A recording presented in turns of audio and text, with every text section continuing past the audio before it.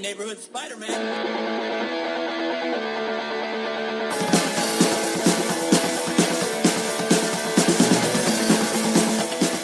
Never in my life did I think I would be kicking off a podcast about Deadpool and be sitting here saying that I think I saw a movie that was maybe the most educational in terms of pop culture music I have seen in a long period of time. Dubstep, Yentl, Frozen, all kinds of goodies. Man, did Deadpool deliver on the musical side of things. Yeah, it's really, I was actually thinking about that. Was like, I did not expect to sit here and my first thought be, wow, they're really doing a lot of music here. They're really using music for this film a lot. So creative uses of human skulls, I expected, not so much Yentl. So well done. Right. I mean, the argument could be said that, this may have been the 21st century version of Top Gun. It's just basically one long music video, and this one just happens to include shout-outs to Barbra Streisand and Celine Dion. I think the balance is there. And really, if I'm Ryan Reynolds and I want to make Deadpool 3, which why wouldn't you, then, that's the quote I put on the back of the box right there. Boom. There it is. Put that on your Wheaties box and get excited, everybody. So welcome to the Watching Comics podcast. If this is your first time listening, hello. If this is not your first time listening, you are a return listener. Hello. My name is Mitch, and my co-host Jake is maybe the coolest person you've never met. So Jake, say hi to everybody. Hi, everybody. And it's true. A lot of people have never met me. It is. That's one of the truest things I may have ever said is that a lot of people have not met Jake.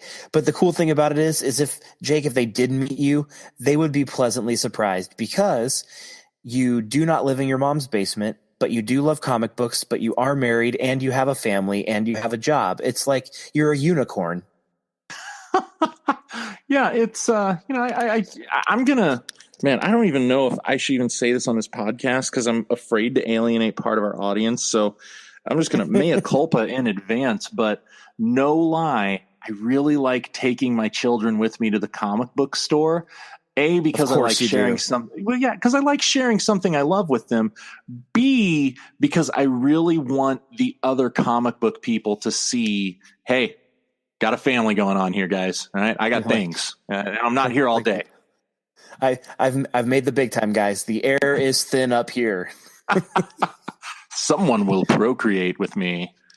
Living the high life. You know what? And speaking of comic books with kids, my daughter is 2 years old, so she's too young to get the comic book thing. And I think I may have mentioned this on this pod before, is comic books is something that I really want to share with her growing up, and especially female-centered comic books. I really want for her to at least, I'll let her decide for herself, but I would like to introduce her to this art form when she's ready and introduce it in a way that allows her to dive in an own world where these women are doing amazing things.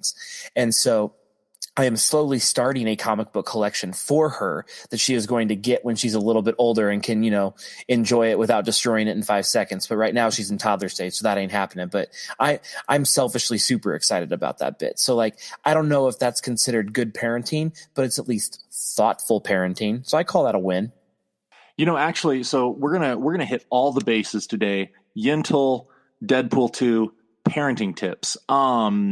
One activity that my son, who's now 3.5, my daughter's about to turn 1, so she's not quite old enough to do this yet.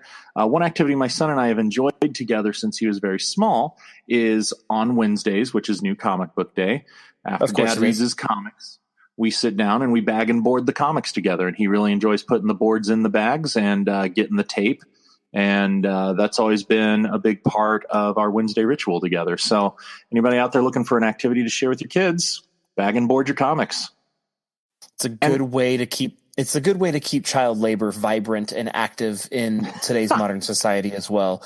It's productive, and it's teaching them that, hey, you need to earn your keep by doing something really valuable with these valuable things. So I think you're doing the world a service. Well, and may I add, bag them in Silver Age comics, guys. Don't get the modern stuff. It may fit snugly, but you don't want that. It's going to damage it. Come on, people. True dat. Silver Age for the win. That's a hashtag pro tip. What are we All here to right, talk about? Did they make a new Green Lantern movie?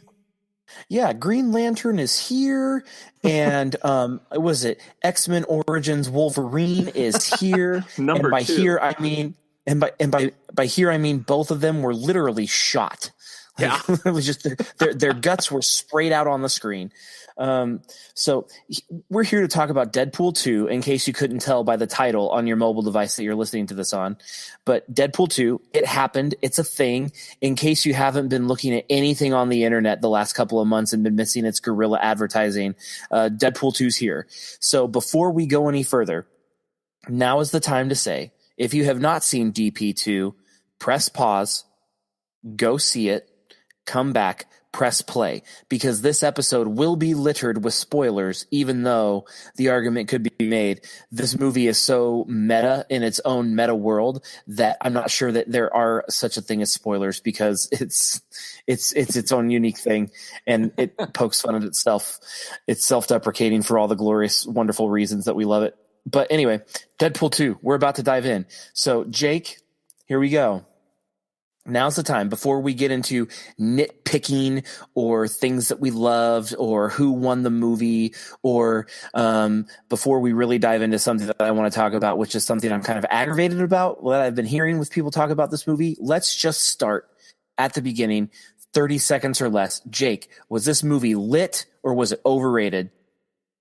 Of those two options, I'm going to take lit. I enjoyed it. I thought it was a really good movie. I thought that, and we will nitpick it. There were a few times where I thought it bit off a little more than it could chew, but overall, it's a great movie. It's a lot of fun.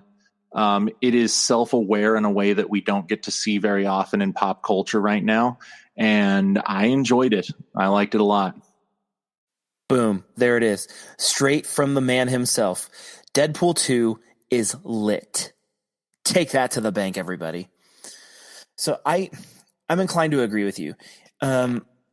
We'll get into this here in a few minutes, but ultimately, I think Deadpool 2 completely succeeds in two fronts.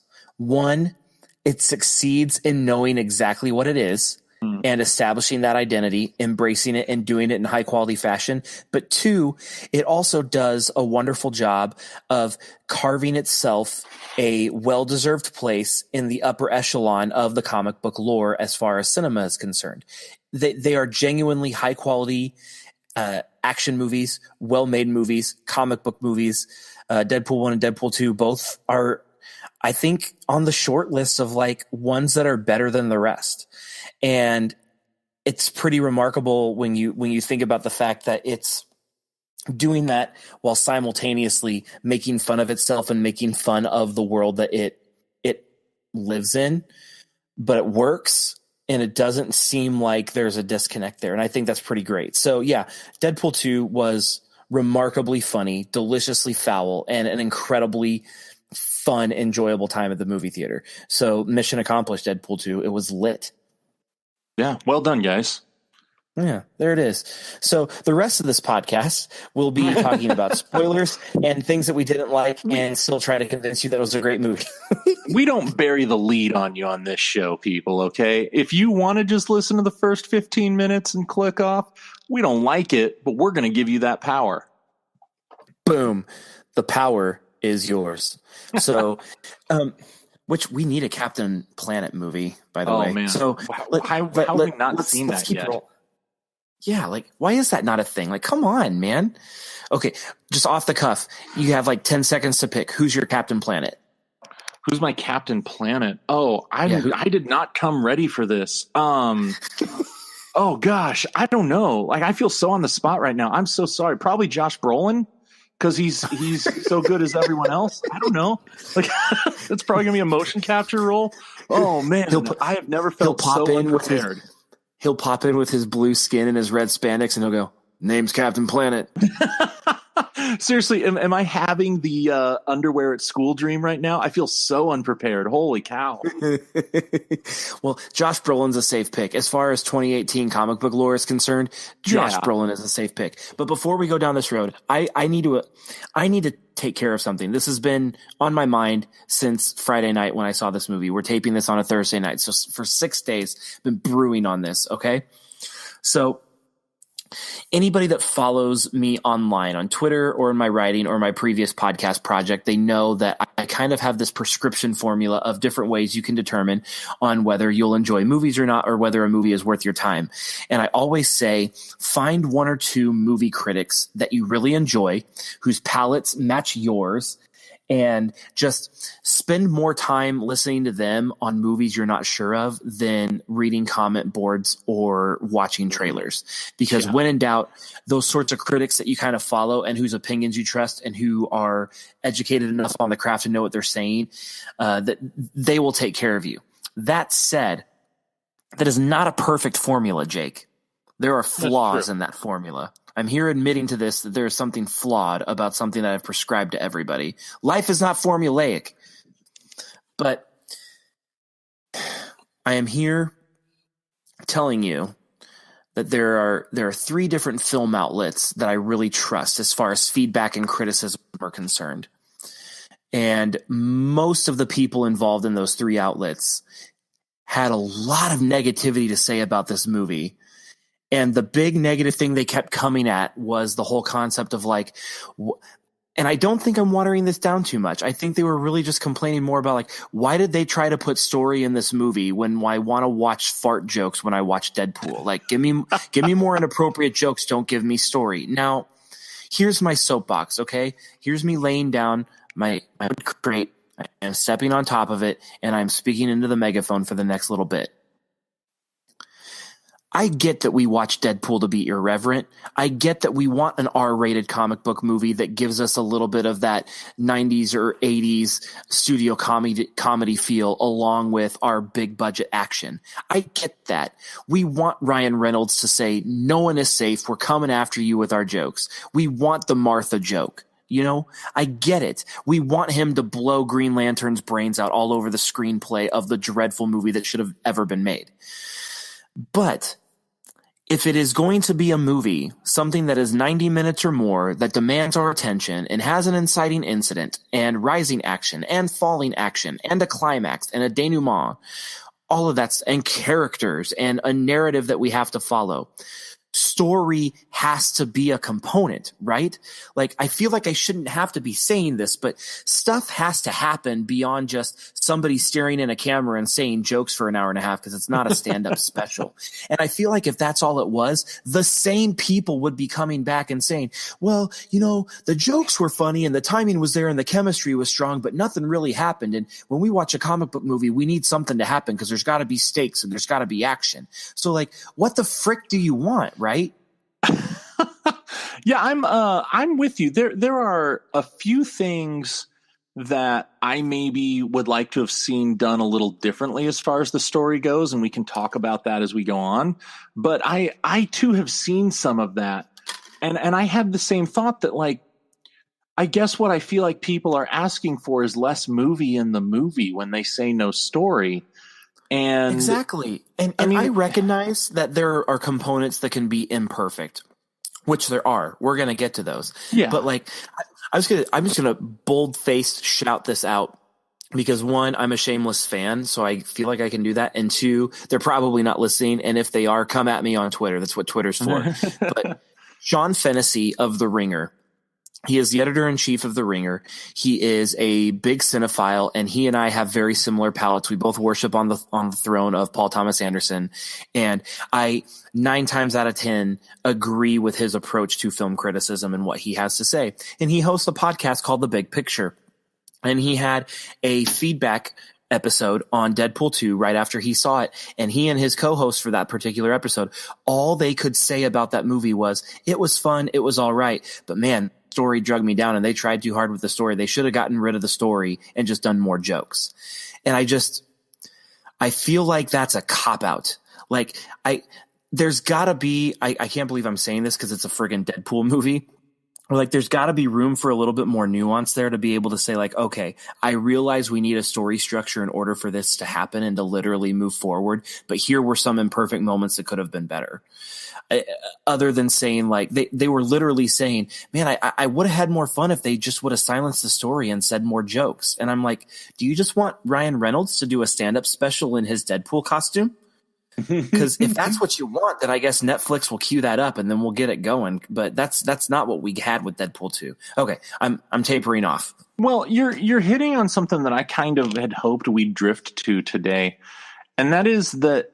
And I don't. I mean, I'm not going to claim to know all the corners of the internet. I mean, I'm on Twitter just to interact with this podcast. I closed down my Facebook last month, so like I'm not real plugged in as far as everything goes. So I could be wrong, but looking online and looking at how critics and more informed fans and people who comment on these things have talked about Deadpool 2, even prior to the movie coming out, it felt to me like all of the sudden people were starting to turn on this franchise. Like, am I crazy with that? Because I feel like when the first Deadpool came out, it could have been 2 hours of Ryan Reynolds farting in a red costume, and people would have said it can do no wrong. And yet with this one, I feel like it could have been freaking Citizen Kane meets Caddyshack, and people would have been like, "Oh, I don't know. I need them to. I'm over this." And that's not everyone, but I just have seen this weird response to it, or even like preparation for it, where I feel like people have been oddly against this movie. Are you seeing that at all, or is that just me and the people that I see online? No, I think I don't know if the army of anti-Deadpool 2 is as large as maybe it seems in the Twitterverse, but it's definitely more pronounced than you would have expected it, given the laud and praise that the first installment got. Yeah. And the only thing I can come up with my scientific approach here, as I put on my lab coat and my spectacles and I grab my Bunsen burner and a notebook and tell you that I've put together this formula to explain it perfectly for you. The only thing I can come up with is that it's no longer novel. Now it's just the next installment in the metaverse for Deadpool. And maybe we can talk about how Deadpool has established its own version of meta within a comic book arena that is so familiar, but which I think is the genius of it. But maybe the novelty of it wasn't as fresh this time around. And so maybe people are going the anti-logical route, which is saying like, well, the only reason I like the first one is because it was brand new and it was something I hadn't seen before. But then they're going to go and, live in the Avengers world, which is high quality stuff. But I mean, come on, like they're clearly following a formula. You know what I mean? Like the only thing I can come back to is the novelty thing. But at the same time, that's such a weak sauce argument, right? Yeah. I don't know. I mean, I wanted to touch on that, but yeah, I'm with you. I think that the story, like I said, so let's talk about the story then. Like, what did you not like about it? The story, as far as this goes, because I don't hear a lot of people complaining about the jokes in Deadpool 2. Because clearly the humorous portion of the writing and the action sequences of Deadpool are always going to be tight. They're going to be the best of what that industry has to offer, because that's what makes Deadpool great. What I loved about the action sequences is it felt like I was watching a high quality action movie and not a super crazy supernatural comic book third act, like we've talked about before. And then the comedic writing for both scripts is just so sharp and unflinching and wonderful that it's incredible. So story wise, I think the big elephant in the room is that whether they're doing it ironically or unironically, the people running the story obviously decided that the crux of the narrative moving everything forward was that Deadpool has to assess whether he has a soul or not. And that is, I mean, that's the broad stroked summation. Like that's the fortune cookie sentence bit of it. Does Deadpool have a soul? And if he does, what does it look like? And can it be saved if it's too far gone? That's the 30-second pitch on what's the dramatic effect of Deadpool 2. So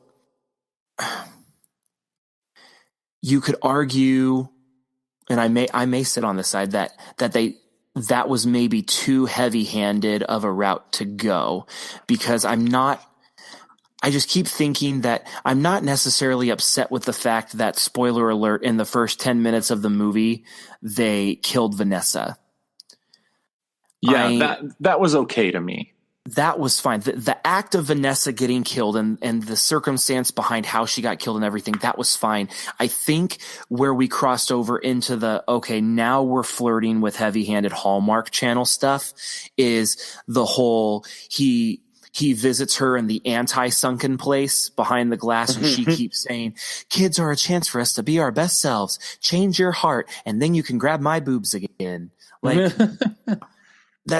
I feel like, okay, that it's not necessarily the narrative that I have a problem with, because the concept of saving this kid before he's too far gone, I think that resonates, and that played really well in the story, and those characters were strong. But it was just that added component of, I've got to go see the ghost of my girlfriend and see if I can have access to her or not, and if not, she's going to tell me my heart's not right. Yeah, it was. I see that. That was a little bit on the nose. It's one of those things where it's like, oh, go ahead. No, I was just going to say it doesn't seem like that was like one of the few pieces I don't think they were thumbing their nose at. Yeah. And it's one of those things where it's like, I always think of it as the Family Guy thing, where like, just because you acknowledge what you're doing doesn't excuse it. And so, like, you know, like Seth MacFarlane, I call it the Family Guy thing, because he always kind of like acknowledges that he's just being really derivative of himself these days. Well, okay, like the fact that you're willing to joke about it is cool and all. Like, you seem like a guy I could talk to, but that doesn't make it fun to watch, you know? And so it's like, I thought that the joke about, oh, that's just lazy writing was a funny joke. But I also thought in some ways you could say it was a cop-out, because just saying that joke a couple times doesn't excuse you from lazy writing. Exactly. And so it's not, it didn't ruin the movie for me by any means, but it was those scenes were very on the nose, very much on the nose, and a couple of jabs at, you know, deliberately lazy writing elsewhere, which is funny, doesn't excuse lazy writing when it actually happens. Completely agree. So I don't want to throw the whole story out, because I think the bit with Fire Fist was strong, and the tipping point between Deadpool and Cable and Fire Fist being in the middle of all that, I think that was well done, considering the kind of movie that this is. So I want to pivot a little bit and ask you, because this is Deadpool. This is a movie that's got riffs. This is a movie that has montages and strong action sequences and laughs every 30 seconds. And so it's a different kind of roller coaster than you get when you're watching Avengers Civil War. So I want to ask you, what was your favorite segment or piece or scene of Deadpool 2? This is going to be lame, my answer. But if I had to, gun to my head, pick a favorite, I actually really enjoyed the opening bit where he's just running around, just gleefully murdering people. And set to, didn't he do a Dolly Parton song for it? Yeah. And it's just... It was that moment where, and it was correctly placed at the beginning of the movie, and it was just a tone setter, and it was just fun, and it was a scene that I think I could just sit down and watch anytime. That being said, there were so many good scenes, and I have to give special shout out to getting to see a proper Colossus and Juggernaut fight on the big screen, which was not a thing I expected to walk into when I got there. And it was a real treat after Juggernaut was one of many characters mistreated by X-Men: The Last Stand. To see that those two characters in a form that I recognize was super fun for me. Just as it was a real, when Deadpool squeals and is like, "Oh, Juggernaut, I love you," it's like, yeah, he's pretty much reacting like I am right now. And so it was pretty cool. I enjoyed that a lot. And kudos to the production team for keeping that under wraps, considering because I mean the approach for Deadpool marketing for their movies is guerrilla style. It is in your face. You know it's there, and you know it's there for a long time. And they managed to keep that under wraps pretty much exclusively, which is pretty remarkable. So well done. All that considered, I think the opening segment, like you said, leading into the Celine Dion James Bond style song was just genius. But which also, like, well, I'm going to save my next point on that because I want to talk about the metaverse of Deadpool here in a minute. Yeah. But I think my favorite segment was like a toss up between the X-Men trainee scene where he's wearing the football jersey and and every single person around him keeps saying trainee, trainee, trainee. And he tries to save everything. And then he just finally says F it. And then he just kills somebody. It's just, that's awesome. But I think the more I think about it, if you were to ask me what was both simultaneously the most entertaining segment and also maybe the tightest portion of beautifully filmed, like the most beautifully filmed piece of the movie, would have to be the X-Force sequence, the recruiting bit, all the way up through everybody dying as they try to land through the heavy winds. And you know what? That is also I wanted to talk about that and just what a long con that was, and what a beautiful payoff to. I mean, that was the punchline to a joke that they started telling 3 months ago, and because all of a sudden, after a year of Josh Brolin's Cable. Domino's in it. I don't want to mispronounce her name. Is it Zazie Beats? Zazie?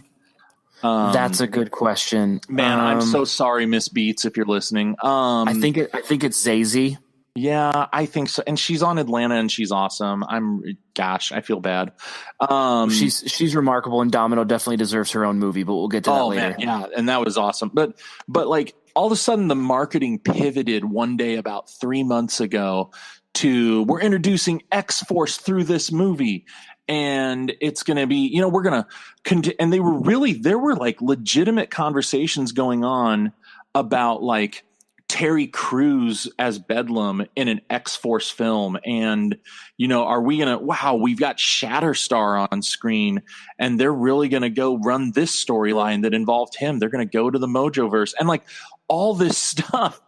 And they really Brad played Pitt it as Vanisher. Oh my gosh, so perfect. Brad Pitt after like talking to nothing for 4 or 5 scenes. And yeah, the death of X-Force it should have just upset me so much because of how much wasted potential was in that scene. And instead it delighted me no end because it was such a beautiful payoff to such a long con. And it took many people keeping their mouths shut to make that happen. It was awesome. I loved that part. Yeah.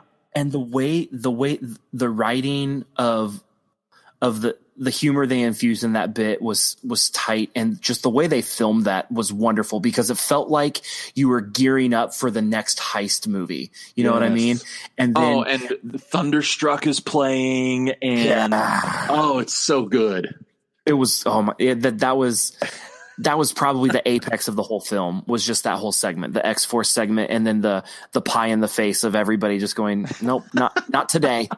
No, you're done. You are literally done. And I couldn't help but giggle every time he called Peter Sugar Bear. Sugar Bear? Sugar Bear. X-Force. Okay, so we're in agreement on that. That was phenomenal. Yeah. So let's pivot before we talk about specific performances, because we definitely need to spend a couple minutes touching on Josh Brolin and Zazie, if nothing else. But let's take the next 5 or so minutes and dish on the metaverse of Deadpool, because I think part of what makes Deadpool so brilliant is not just the novelty factor of, oh, we're getting an over-the-top R-rated raunchy comedy for comic book movies. Like, yes, that's part of it, but I think the genius behind the metaverse of Deadpool is how it is literally redefining the concept meta. Because this isn't just in comic book movies, but this is in almost any type of narrative we see, especially in mainstream movies. This concept of something that is not a mockumentary, but is fully aware of what it is and what it is doing, and breaking the fourth wall, which I know is a component in the comic book. So it's a great homage to that, but like breaking the fourth wall hilariously, but then still delivering a movie that isn't one of those movies that is fun to make fun of. Like, it's not awesomely bad. It's an awesome movie, but it's still managing to stick the middle finger up to everything else that it's derivative of, and then also being self-deprecating at the same time of the own things that they have drawbacks of in their own stories. And what I love about that is, one, I love living in that world much more than I ever thought I would. And two, I think that just, I don't want to unintentionally underrate how brilliant of the writing it takes to make that happen. Like, if we're really considering the different layers of the metaverse for Deadpool and everything that they're doing to make these different components work, to make this world feel like it's okay for them to do all of these things and still be this entertained, that might be in the conversation of some of the best writing comic book movies we'll ever see.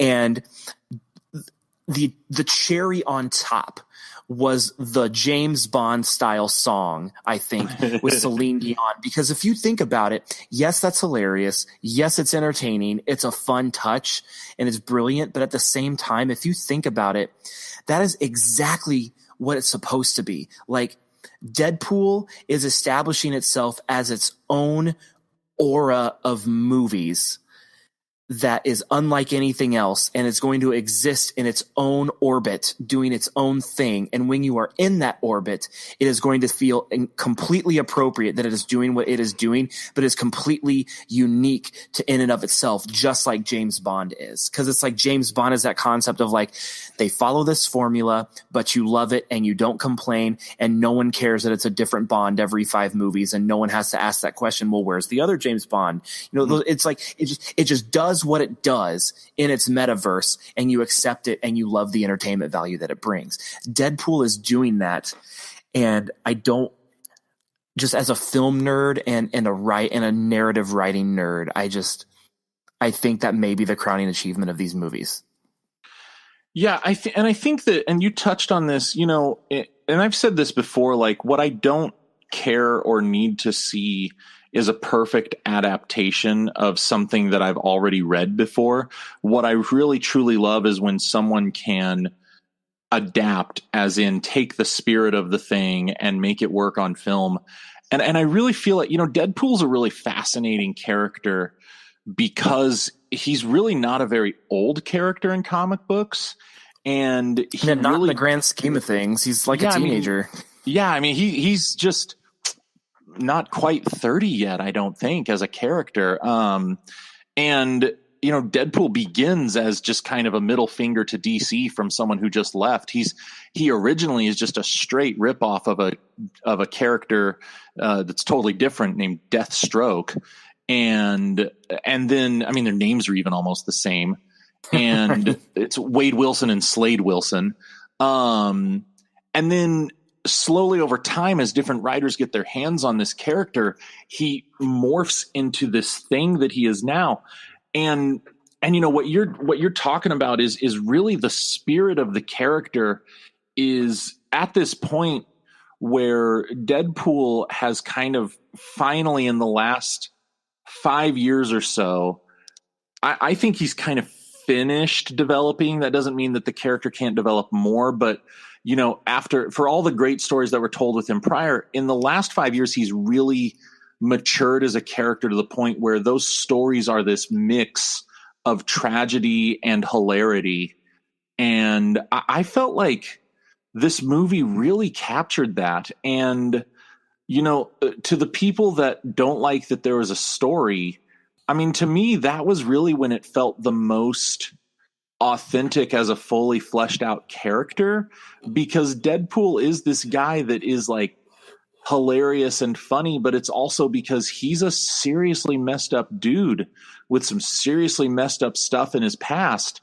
And we really started getting into that in this movie. And we got into it in the first movie with the whole torture and, Weapon X program and all that. But I felt like this movie really gave him a level of tragedy that he needed that helped really form the character. Now, that being said, this meta idea that they ran with, I felt like the movie was at its best when it broke the fourth wall, but I didn't want it to do any more than it did because they paced it so perfectly, where they let me get back into this world and let me get back into this film that they were making. And I started sitting there and I'd be like, yeah, and it functions in the X-Men world. And I really started to do the comic movie nerd thing and start settling in and like, okay, so, this is falling into the X-Men continuity and that's a little wonky, but it's, it's probably happening here. And they had the cameo of Beast and the others. And then he'll make some kind of a joke about, why is it only just you and the longest name ever girl, And I kind of chuckle at that. And then those fourth wall breaks were so well paced that it did kind of, it really is its own thing. And what you're saying is exactly right, that Deadpool, I think it transcends the genre to a certain extent, because of how self-referential and self-deprecating it is, and because of the fact that, and I think it's needed because we talk a little bit sometimes about the superhero fatigue that everybody thinks is going to come. And I think that something like Deadpool helps us deal with that, because it does put these things in perspective and it does give them sort of a critical voice within their own genre that it really does. It transcends what it is. And at the same time, I think that it elevates some of the stuff that it's criticizing. Is that too much thought for a movie about Ryan Reynolds in burn victim makeup, or?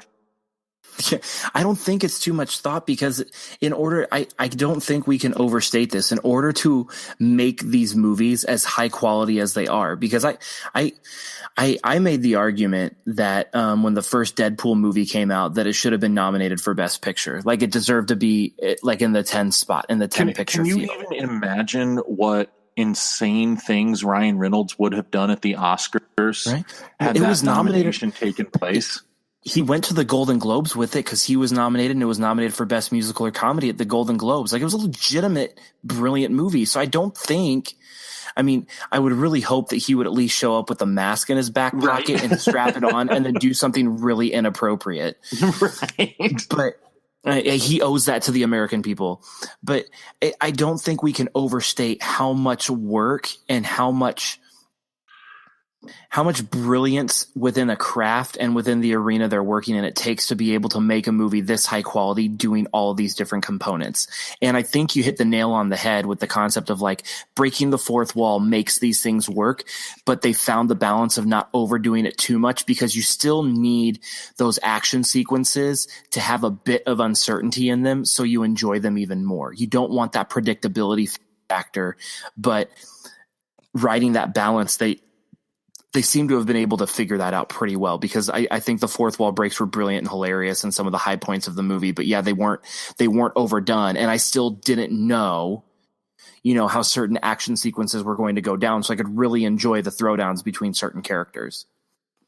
Yeah, I agree. I think that, well, and again, it's like a fourth wall break it's a thing that can easily be abused, and too much of it, and it's not gonna be special anymore. And had Ryan Reynolds spent this whole movie narrating it or in conversation with us, the audience, and barely interacting with the characters around him, it just wouldn't have worked. And I know that there are some people that they think that is all there is to Deadpool, but like so many things in this superhero genre, if it's in the hands of skilled writers and performers, it can be more than many other things. And it has the potential to be something bigger. And I think they achieved it. I think mission accomplished here. I completely agree. And speaking of good writing, I will say I will never look at toaster pastries the same ever again. It's a profound move, Deadpool 2. So there you go. Okay, so let's pivot now. I want to chat about Brolin and Zizi. Domino. We'll just call her Domino because she was phenomenal. She deserves us to say something correctly. So we'll call her. So Josh Brolin, dude. Second villain, second movie in a month. Go. Okay, so this is my take on it, and this is not meant in any way to be as critical as it's going to sound, but I think that Cable was in some ways a missed opportunity. What I don't mean by that is that I think the performance was great. I believe that Brolin nailed it as Cable. I think that what he did on screen was awesome, and what the story did with him was fun. I think, however, some of the best moments of the movie for me are those ones at the end where Deadpool and Cable are having their play off of one another. And that's a relationship that in comics goes back to about the early 2000s when both of those characters were really struggling. I loved the bits of Reynolds continuously trying to convince him that he was racist. That was like they clearly have chemistry and were able to play off of that really well, because it was like those moments felt organic, but they were still so sharp. Yeah. And like, I don't want it. And so I've been trying to think about this in prep for this episode we're doing. I don't necessarily want it to turn into like, a 90s road trip movie like Tommy Boy, where, we hate each other. Oh, we're going to grudgingly become friends. And I don't want it to be like a Lethal Weapon rehash with the buddy cop thing.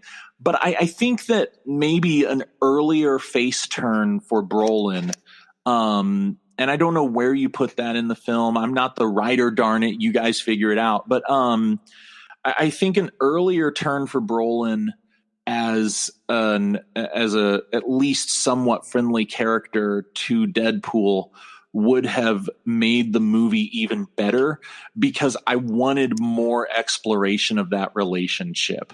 And I think that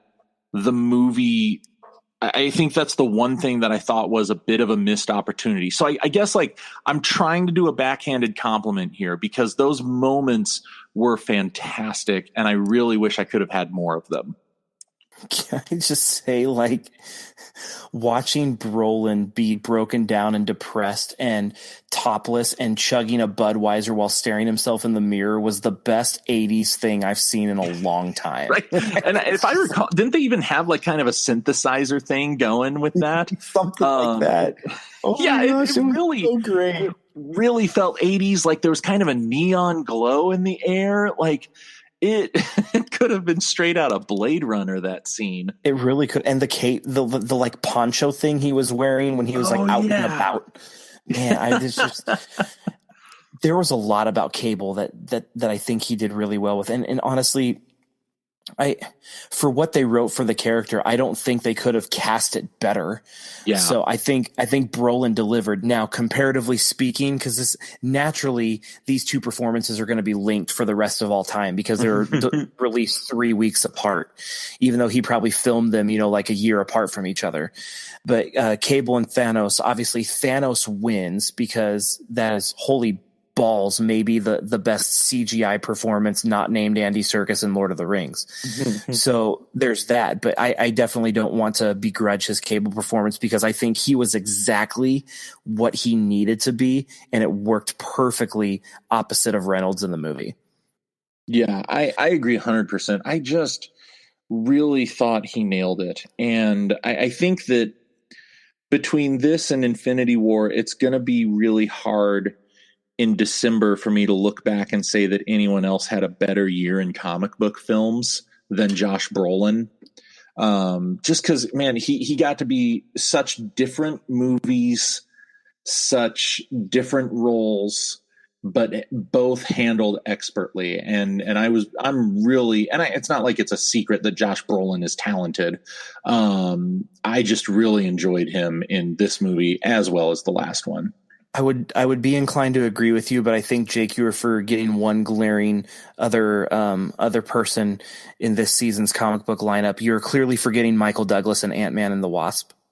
Oh, that's true. He's coming back as Hank Pym, isn't he? And I mean, that's a game changer right there. Can I say real quick, just kind of an aside, but related, that makes me think of, I saw a trailer for Ant-Man and the Wasp before Deadpool 2. Did you feel like at your showing, and I don't know if we saw the same trailers or not, but did you feel like the marketing people who decide, okay, if you liked this movie, you'll want to see a trailer for this one, could not figure out who the heck this movie is for or what the heck it's about and who is going to like something else? Like, I felt like they had no idea what they were doing. They didn't know what box to put Deadpool in. So they just threw a little bit of everything, because there was like a horror movie. I think I saw a Muppet murder mystery that's going to be rated X or something. And like, there were such insane previews that had almost no common thread. And I was like, wow, Deadpool is really tough to pin down as far as the genre goes. The only thing I can think of is, well, two options. The trailer marketing department of how they pair these things, they either got completely wasted one night and were blindfolded and threw darts at a board. Or the other option is they just said, okay, who is going to be the largest demographic of people that come and see this movie? Chances are it's going to be people from the ages of 16 to 25, and then Mitch and Jake. So my assumption is they probably just picked, okay, what are the most recent trailers for big budget movies that check all the teenager genre movie boxes? Horror movie, check. The next comic book movie, check. The softcore porn Muppet movie, check. And then those are all movies that stereotypically 18-year-olds are going to go pay money to go see. Yeah, that's a really good point. And it just makes me reflect on like how little Fox understands this franchise, and how Ryan Reynolds has dragged them kicking and screaming to this pile of money and forced them to accept it. Like, this franchise exists because Ryan Reynolds or someone close to him leaked the test footage after Fox turned it down like 3 or 4 times, after they sewed his mouth. Like, how much more on the nose ignorant can you get than sewing the mouth shut of a character called the Merc with a Mouth? And like, it's in the freaking nickname. And they so clearly still don't get it. They're like, advertise a little bit of everything there. I don't know who's going to see this movie. I still really expect it to fail, but I don't know. People like that Josh Brolin guy. Man. Yeah, they're fumbling around in the dark, and now they're either going to be sold to Disney or Comcast, and it's going to be even crazier for them. And this is coming from the same studio that gave us 25 different X-Men movies, and only 3 of them were good. So, right. What can you do? Yeah. Oh man. All right. So let's pivot to Domino before we pick and declare our official winners of the movie. So, Domino. Can I just say that I loved this, and I loved that this movie also gave us an LGBTQ character, and I love that, or that was also a hero, and then I love what they did with Domino, and Zizi was phenomenal in capturing this role. She has been getting, and I think rightfully so, a massive amount of internet momentum, and petitions are starting to get her a standalone Domino movie. Where do you stand on that? Well, I stand, first of all, pleased that somebody other than Fox will be in charge of that decision-making process, because were Fox allowed to do it, they would probably try to make a spin-off movie about Weasel starring TJ Miller, rather than obvious choice. And could there be a worse decision? I haven't thought of it yet, but we got a little time left in this episode. No, I think I'd go see that. Domino as a character is kind of having a resurgence right now, in part because of this movie. But I could definitely see that being an entertaining movie.